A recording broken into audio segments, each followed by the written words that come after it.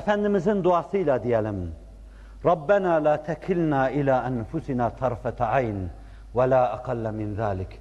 Allah'ım göz açıp kapayıncaya kadar bizi nefsimizle baş başa bırakma. Daha az olsa dahi bizi nefsimizle baş başa bırakma. Sana geliyorum şimdi. Kutsilerin takvasının ızdırap buğdu. ızdırap, ibadete derinlik kazandıran öyle bir şeydir ki, eşini göstermek mümkün değildir. ızdırap. Ah yapabilseydim şunu, şu iyiliklerin bütününü temsil edebilseydim. Ah bir kerecik olsun, hangimiz vardır da, suçmuş, düşmüş, hatalara girmiştir de sonra, keşke bunu yapmasaydım dememiştir. ızdıraptır bu. Haddi zatında bir amel yoktur burada. Ciddi bir amel göze çarpmaz. Fakat ızdırabı Allah amel yerine kabul buyurur. Cihad edememişindir. Cihat saflarında yerini alamamışındır. İbadet-ü taatı gönlüne göre eda edememişindir. Masiyetten senin ölçülerin, senin kıssasların içinde uzak kalamamışındır. Ve bunların her birisi iç içe burkuntular gibi. Mevcudiyetlerini senin içinde hissettirirler de sen de iki büklüm olursun.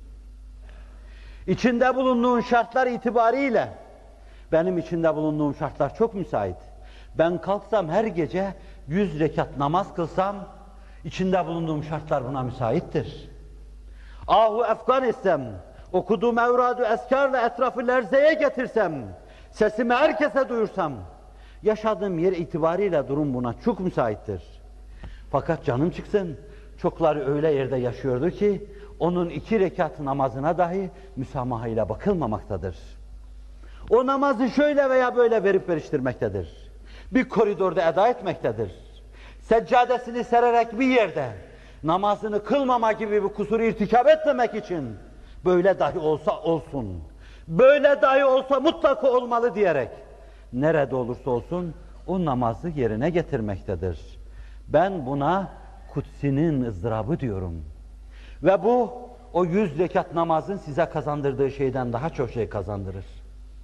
Enes bin Nadır Bedre iştirak edememişti.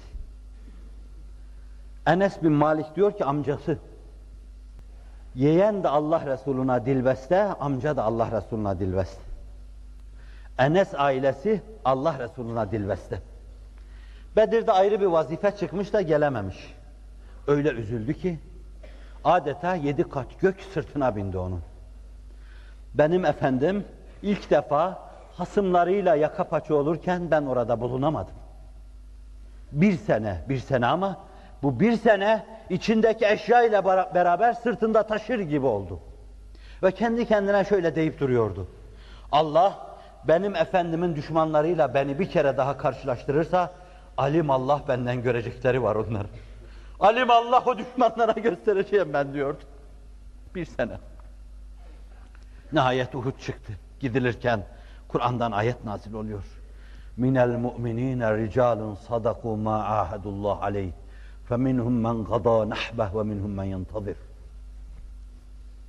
Müminlerden öyleleri var ki Allah yolunda mücadele ediyorlar. Allah'a verdikleri, Resulullah'a verdikleri sözde doğru çıktılar. Kimisi Resulullah'a verdiği sözü yerine getirdi. Yani uğrunda öleceğim dedi, öldü. Kimisi de ölmek için zemin arıyor. Enes bin Nadır da elini sıkıp uğrunda, davan uğrunda ölmeye söz veriyorum diyenlerdendi. Allah kendi yolunda ölenlerle ölmeyenleri bir çırpıda zikrediyor. Bir çizgi üzerinde müşterek müteala ediyor. Neden? Birileri verdikleri sözü yerine getirdi, şehit oldular. Öbürü vicdanında onun ızdırabını çekerek şehitlik mertebesine ulaştı. İnnemel a'malu binniyat ve innema likulli imri'in ma neva. Ameller niyetlere göredir. Başka bir hadiste niyetül mu'mini hayrun min amelihi. Müminin niyeti amelinden daha hayırlıdır buyuruluyor. ızdırap. Kutsinin, takvasının ayrı bir derinliği ızdırap. İnsan günaha girdi, suçlu, düştü. Atübe gibi. Günahı her hatırladıkça kendinizden geçeceksiniz. İçinizde bir burkuntu duyacaksınız. Allah Celle Celaluhu bir hadis-i şerifte Efendimizin ifade ettiği gibi günahının ızdırabını duyan insanları günahım yok diye ferih fehur yaşayanlara tercih ediyor. Eğer günah işlemeseniz, günah işleyip onun ızdırabını ruhlarınızda duymasanız Allah günah işleyen başka bir millet getirecek, günah işlettirecek, tevbe edecekler, sevecek, mağfiret edecek. Ya ibadi, kullukum dallun illa men hedeytuhu, festehduni ehdikum. Ey kullarım, Allah diyor size kutsi hadiste, ey kullarım diyor, nefsine izafe ediyor. İltifata bakın. Ben böyle derken siz başınızın Allah'ın eliyle okşandığını hissediyor gibi olacaksınız. Ya ibadi, kullukum dallun illa men hedeytuhu. Hepiniz sapabilirsiniz. Ancak ben kimi hidayet edersem, kimi tutarsam o düşmez işte. Festehduni ehdikum. Benden hidayet dileyin. Dileyin de sizi hidayet edeyim. Ya ibadi, kullarım, innekum tuhti'un bil-leyli ve'n-nehar ve ana agfiru'z-zunuba cemi'a festagfirun agfir lekum. Gece gündüz demeden günah işliyorsunuz. Gece gündüz demeden masiyetler içine giriyorsunuz. Ben de gafur ve rahimim. Bütün günahları mağfiret ederim. Yelse düşmeyiniz. Ümitsizliğe kapılmayınız. Mağfiret dileyiniz. Hepinizi mağfiret edeyim.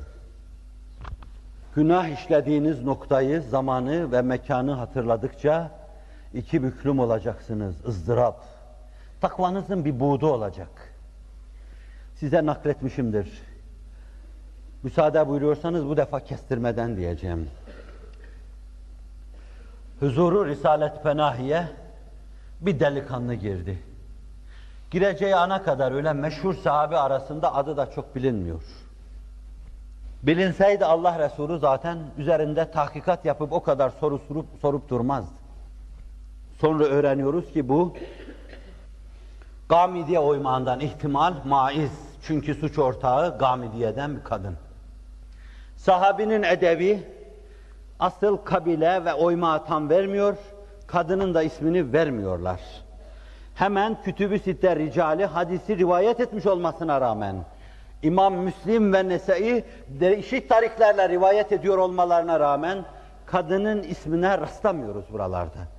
Ve mazi kitaplarında da görmedim. Bu da gıybete karşı, birini vakada bir vaka karşısında dahi çekiştirmemeye karşı sahabinin hassasiyetinin ifadesidir. Çok hassastı. Ey Allah'ın Resulü, haddi şer'iyi tatbik et, beni temizle ne olur dedi. Dışarıda soruşturmuştu. Bir gün şehvet, biraz evvel bahsettiğim delikanlı gibi bakışını bulandırınca kendisini bir şehvet girdabı içinde bulmuş ve günaha bir adım atmış. Sonra da 7 cedime tövbe demiş, 1000 pişman olmuş ama fakat o günaha bir adım atmıştı. Sonra da Allah Resulü'nün huzuruna koşmuş, benim için ne gerekliyse yap, beni temizle demişti. Allah Resulü sallallahu aleyhi ve sellem artık onun üzerinden geçen her dakikanın dahi onun için bir ölüm manasında olduğunu görüyordu, bakışlarından okuyordu. Resulullah'a düşen şey şu idi, şefkat peygamberi. Kur'an onu anlatırken hasırla, beyan alimleri bu meseleye hasır derler. Kasretme, hasretme. Ve ma erselnâke illa rahmeten lil alemin. Başka değil. Seni alemlere rahmet olarak gönderdim. İşte sözü böyle tam bir noktaya bağlama. Başka değil, şu değil, bu değil. Sevgili Habibim, sen insanlığa mahz-ı rahmetsin. Allah onu rahmet olarak gönderince, onun rahmetinden herkes istifade edecektir. Mücrimler, günahkarlar bile ona koşunca, elleri, etekleri boş dönmeyecektir. Ama o yine de Allah'ın emrine rağmdır.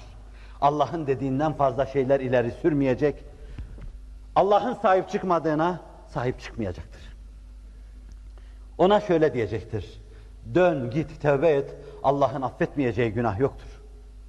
O gidecek ama emre itaatteki inceliği kavramanın ifadesi.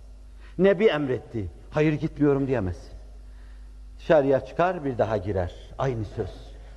Ya Resulallah, haddi şer'i tatbik et, beni temizle der. Bir daha dışarıya dön, git. Allah'ın affetmeyeceği günah yoktur. Gider, bir daha gelir. Çünkü vicdanen muazzaptır.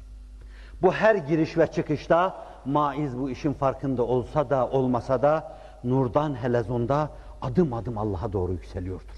Adım adım. Ve nihayet bu kadar itiraf karşısında haddi şer'i tatbik edilir. Hatta bir aralık kendisi vazgeçer. Kaçmaya durur ceza tatbik edilirken. Birisi arkadan bir çene kemiğiyle başına vurur, yatırır.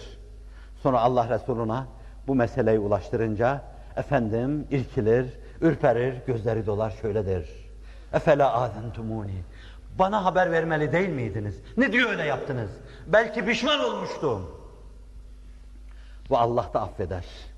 Günah işledin, setrettin, setrettim. Haydi git, bugün affettim der. Mahşerde bir tabloyu anlatan böyle bir hadis vardır.